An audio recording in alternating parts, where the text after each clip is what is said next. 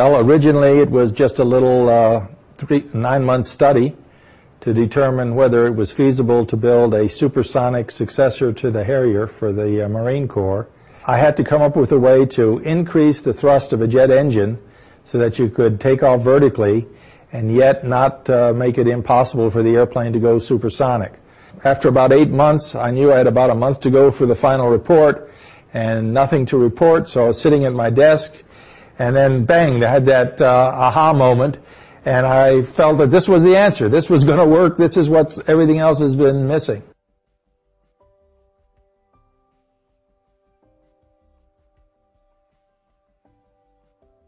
The best way to get power out of the back of an engine to drive a lift fan up front was the way it's always been done, with a turbine. And the best way to get the power forward was with a shaft. And the best way to turn the power into a lift was with a fan. I'm not a propulsion engineer, so I didn't know if it would really work. So I went down to the Flight Sciences Department and found one of our propulsion experts and asked him what he thought of the idea, if he thought it was feasible.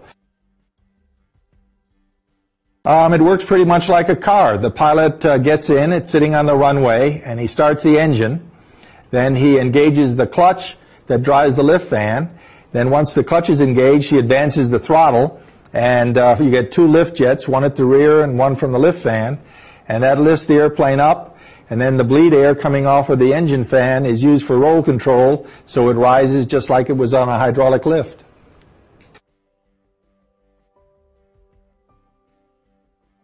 It's been incredible to see something that went from just an idea on a napkin to production.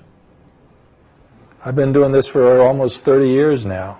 I was in the Air Force first at the Aerospace Research Labs, and I had the good luck to be assigned to Hans von Ohain, who was the German scientist who invented the jet engine.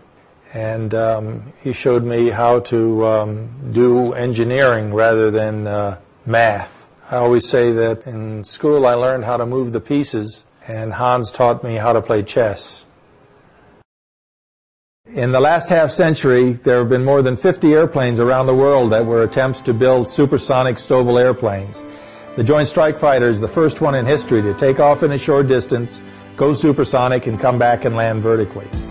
Because variants of this airplane can be based on conventional airfields or aircraft carriers, or at remote sites, it'll be where it needs to be, and its supersonic capability, stealth, and super maneuverability will assure that our pilots come home safely.